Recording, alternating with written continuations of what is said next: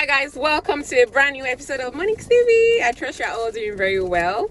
Yeah, so from today's caption, you already know or have an idea about what I'm here to talk about. I'm here to talk about the waiting season and what you shouldn't do while you are waiting.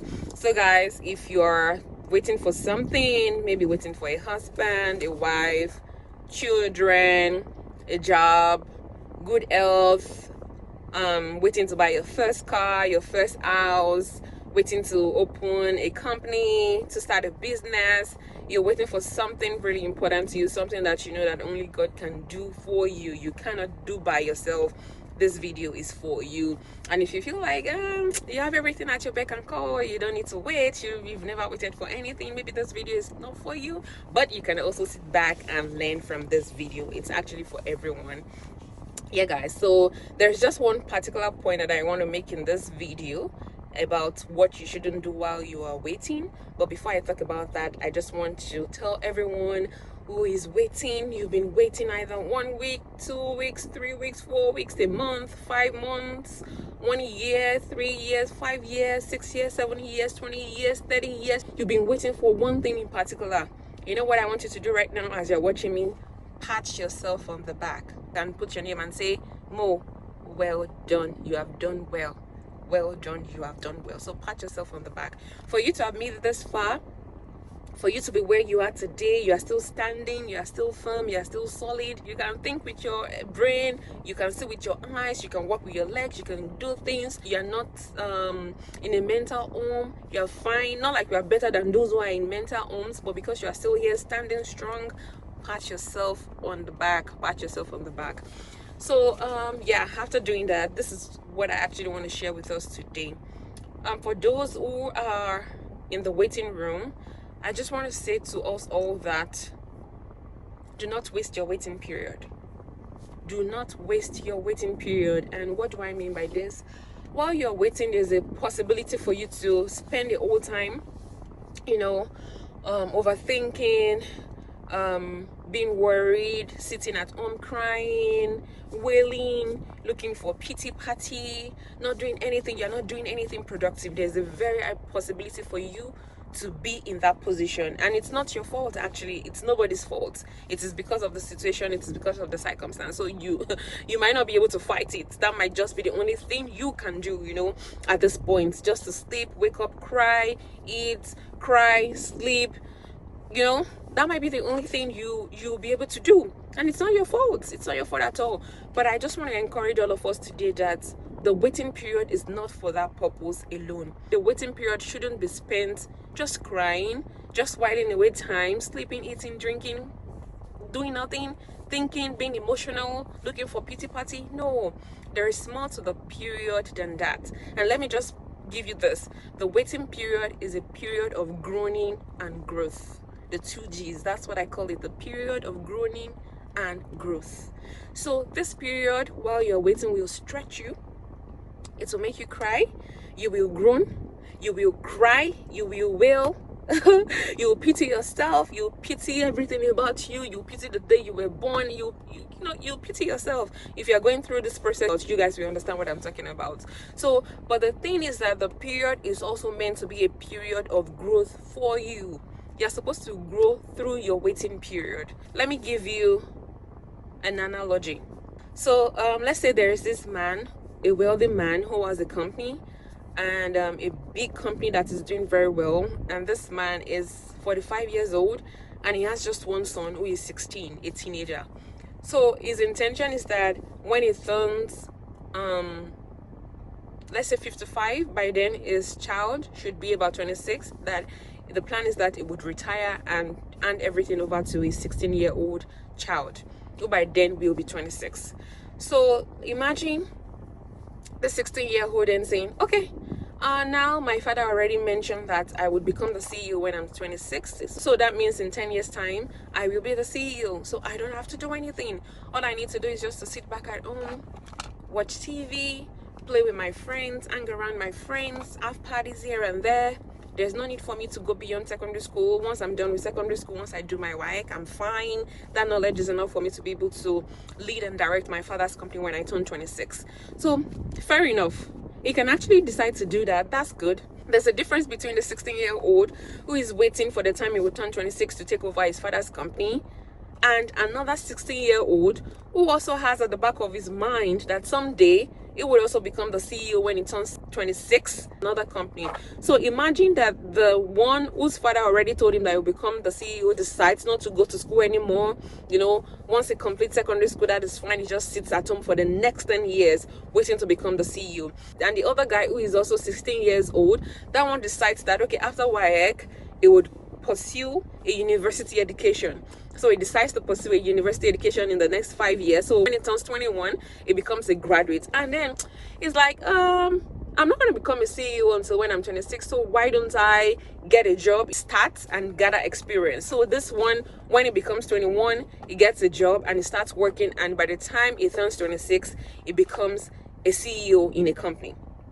So now there's a difference between someone who sits back at the age of 16 saying, my father already assured me that I'm going to become the CEO at 26, so I don't need to do anything else. I don't need to acquire any skills. I don't need to go to the university. I don't need any work experience in another company. All I need to do is just to sit back and home, relax and enjoy myself and wait till when I turn 26 and take over my father's company.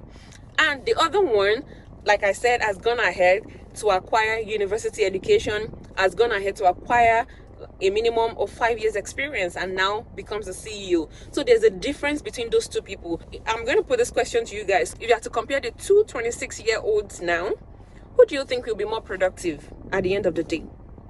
And I want us to be very candid here, be honest. For me, I think the one who went ahead to get or to gain university education and also acquire work experience before becoming the CEO will add more value. It will add more value because he already has work experience. He has a requisite knowledge. He has a BSc, let's say in accounting. He has that requisite knowledge and he also has the work experience. So he will definitely perform better than the one who sat back at the age of 16 just with his WAEC and decided not to do anything else. So let's now relate it to waiting. So imagine you're waiting for a job. Let's use a job. And then you decide that, oh, I'm not going to do anything. I'll just keep on waiting. I'll keep sending my resume. And you just have a BSc. And you decide, okay, since I have a BSc, that is enough. I will just sit back and I'll keep waiting till this job comes. First year, nothing comes. Second year, nothing comes. Third year, nothing comes. Fourth year, nothing comes. So you have basically wasted 4 years of your life doing nothing, just waiting for a job. Eventually that job will come, but there will be a difference between you and someone who decided to spend those 4 years acquiring more knowledge, acquiring some skills, or doing something else. So our waiting period, while it is a season of groaning, it is also meant to be a season of growth. You have to do something in that period. You have to do something. So that means while you're waiting for that big miracle to come, by the time the big miracle comes, you're not just stepping into that miracle as that rusty WAEC holder. You are coming into the miracle as that university graduate with some level of work experience. You are becoming that CEO who has that university education, who has that work experience from another organization. So you are stepping into your miracle bigger. Your miracle is going to make you bigger, yes, but you are stepping into that miracle equipped. That's the word. You are stepping into that miracle equipped. You are stepping into that miracle grown. Do you understand? You are stepping into that miracle mature. So guys, that is the real message I have for us today. Do not waste your waiting season. Whatever it is you might be waiting on God for, provided you are able to use your brain, provided you are strong mentally, provided you can use your hands, you can use your legs, you can think, you can sit, you can use your body parts, I don't know if you guys understand what I'm trying to say. Just make sure you don't waste that period. Do something with that period and ensure that you are growing. As you are growing, you are crying, you are shedding tears, you are worried, you are wailing, but make sure you grow during that season so that when you step into your miracle, you are equipped to be able to manifest that miracle. You are able to manifest that miracle. You are able to utilize that miracle better than, someone who decides not to grow while they are growing. So while you're growing, you have to grow. You have to grow so that when you step into your miracle, you step into that thing you have been waiting for, you are stepping into it equipped, and you are stepping into it a bigger person, a big person. You know, you're not just coming and then you're starting afresh. Don't waste your waiting period. Do not waste your waiting period. And I just want to add this thing. While you're waiting, there's a high chance for a lot of people while they are waiting to complain and say, hey, why does it have to be me? You always ask God, why is it me? Why is it me? I did it as well. I'm not even going to play all righteous here. Initially, I used to ask God, why me? Why me? Why me? Why me? Why me? But when I began to grow in the knowledge of God, I realized that I was just being selfish with that question. So what you're saying is that, God, why me? Why can't it be my neighbor? Why can't it be my brother? Why can't it be my sister? Why can't it be my friend? It has to be you. Because there is a grace upon your life that requires that groaning and growth. There is a grace upon your life that requires that groaning and growth. And at the end of the day, whatever it is you are waiting for, whatever it is you've been crying over, crying for, eventually when that thing comes into your hand, it is not just for you alone. It is to teach other people. It is to help other people who will eventually find themselves in that situation that you just came out of. So you are going to be used as an example of that breakthrough, an example of that success. So never ever wish that problem that you are battling or that situation you are facing should be faced by someone else and not you. No, don't ever be selfish. So again, let me just reiterate, your waiting period is a period of groaning and a period of growth. Make good use of the period and never ever wish that it was someone else. Now that it is you are the one going through the waiting period, make good use of the period and pray that when you eventually step into your big miracle, you'll be able to help others who might be in that situation at that time that you have stepped out.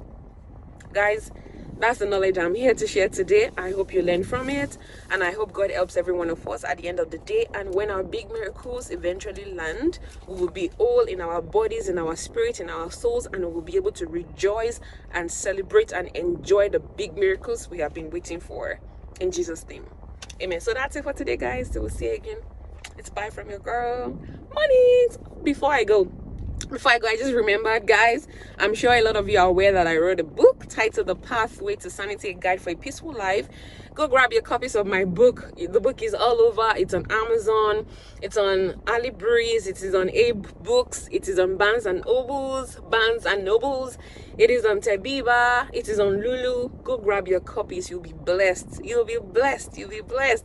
I don't have to say too much. You'll be blessed. Just go and get your copies. And of course, when you do get your copies, remember to drop your reviews on the platform where you got the book from. And also if you don't mind, share copies of the book with me. It could be a picture of you with the book somewhere, maybe in your car, in your house, on the road, at work, wherever. Just share it with me. I'll be very happy to share on my platforms as well. Thank you, guys. Till we see you again. It's bye from your girl, Monix. Bye.